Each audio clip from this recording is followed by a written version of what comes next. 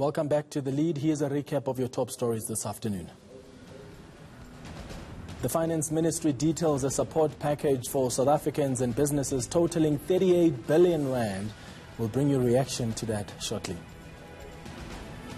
Trade union NUMSA has filed an application in the Constitutional Court for SA Express not to be placed in final liquidation. And the South African Human Rights Commission is warning employers they can't make vaccinations mandatory.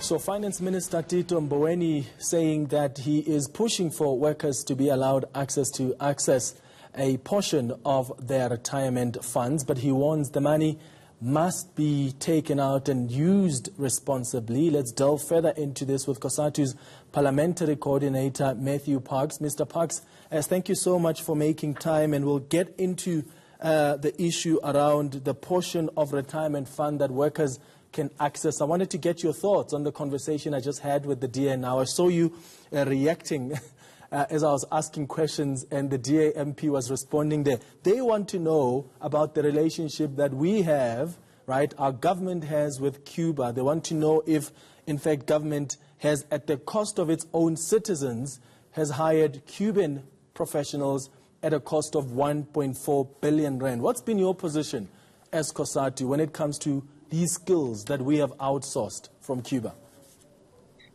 Sure. Look, I think the DA's got a bit of a hatred towards Cuba, and that's understandable because many of the DA's ideological foundations come from the apartheid regime, and you would know that Cuba played a huge role in the liberation struggle. They sent soldiers to Angola when it was invaded in the 1970s and the 1980s by the apartheid regime. Cuba gave a lot of support, not only to South Africa's liberation, but to the entire continent. They have deployed at very low costs many doctors over the past 27 years to take care of our hospitals, which are clinically under-resourced in our rural areas. So I think for us, Cuba has been a huge ally of support, both before 1994 and afterwards. But look, we need to also build the capacity locally for many of these skills, whether it's medical skills, engineering skills, etc., because our first priority must always be to resolve local unemployment. On the issue of the Cuban vaccines, we welcome it. I believe that they will be soon submitting an application to SAPRA, Health Products Authority. They must undertake the necessary clinical tests and research, etc. And if it's approved for usage, then fantastic. More medicine, the better.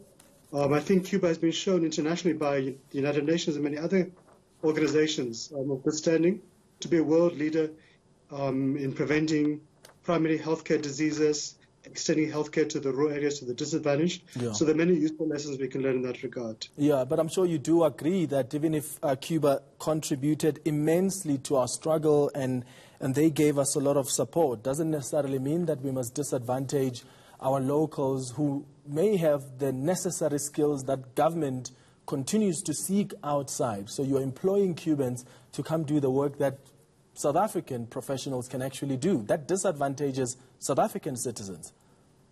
No, look, and it speaks to a broader conversation we need to have, because you've got many people doing jobs that South Africans should be doing, whether it's low-skilled jobs like in petrol stations or waitresses or farm workers, or it's other high-skilled jobs across the different sectors that should be covered by our local universities. And that's a conversation we need to have, not about Cuba, but about many countries who have supplied labor to South Africa, yet we have significant unemployment levels here too. Okay. We need to have that discussion.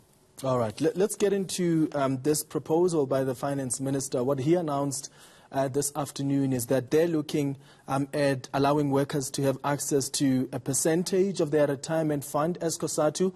How are you responding to that? And how do you think this can be done in a way that doesn't compromise the retirement funds of workers? Sure. In fact, this is a proposal that Cosatu had actually raised with the Minister of Finance in May last year. We've had numerous engagements over the past last year and this year around it. As part of our proposal that we tabled at NEDLAC last week and to the President as well. So we're quite pleased the Minister has reaffirmed his support for it. In fact, he had committed in October last year in his budget speech to do exactly that. So we hope he will table legislation in Parliament this year because it requires an amendment to the Pensions Act to enable workers to access the pensions. Our premise basically is that workers are struggling. They've lost wages. Even those who have jobs are now supporting many relatives who have lost their jobs. So the financial pressures are huge. yet workers have got significant savings in their pension funds. So allow them in this moment of distress, whatever the issues are, high indebted levels, etc., to tap into a limited portion of the funds. The amount we proposed to ensure the sustainability of the pension funds is about 30% or 30,000 Rand, because you do need to ensure the pensions are preserved at long term. So when workers retire, they have enough money to take care of themselves. They're not dependent upon the state for social grants, etc. But equally, you need to get the balance right. If you have lost wages or you're supporting unemployed relatives, you're highly indebted, allow you a little bit of access to survive to pay the debts, and we would agree with the minister. When this happens, and it wouldn't happen this year, an act of parliament takes about a year to process at least, so we hope it will happen next year. The people should use it wisely. They should not buy luxury goods. They should use it to buy essentials, to pay off debt. Yeah. But how do you control that, Mr. Parks? How do you control that? It's going to be really difficult. And the minister indicated that they're not trying to be a nanny state to somehow direct to people who may have access to this money on how they must spend it.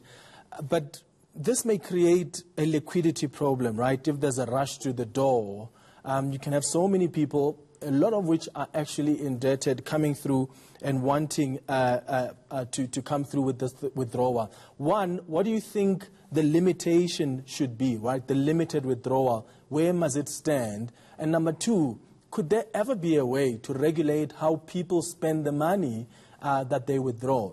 That's going to prove to be quite difficult, I would imagine. No, look, you can't regulate how people spend the money. We're all adults who must take responsibility for ourselves, just like government can't really regulate how you drink alcohol.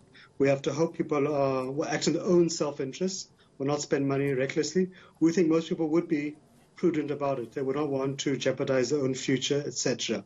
But of course, if someone misbehaves, that's their choice, and it'll be their responsibility to bear. But we've said to find the right balance, let's have it at a manageable limit. There are engagements taking place between ourselves and Treasury and industry. What is the right balance? We think it's about 30% of the pension funds. There should be some kind of element of onus of proof. You could provide an affidavit or a salary slip from your employer showing that you've lost wages, or your bank statement. It could be simply your credit profile, which shows you're highly indebted, etc. So it's not a blank check. But look, at the end of the day, pensions are workers' monies, and it's up to them to manage them responsibly. It's up to them to decide how to utilize it and spend it. But the point is that millions of workers have lost wages. Many have lost jobs. The pressures are huge. And in a moment of crisis, you need to allow people some sort of assistance, because there's no point in telling a worker who's lost his wages, who's struggling, wait 20 years till you retire. You've got funds there, but we can't help you right now.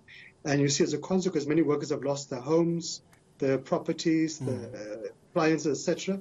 Yet they've had some funding which could have assisted them in this regard. So we're trying to find the right balance between ensuring sustainability of pension funds, equally to ensuring workers can survive to their reached pension age. Yeah, so this still requires legislation to go through Parliament. You've indicated that an Act of Parliament takes about a year.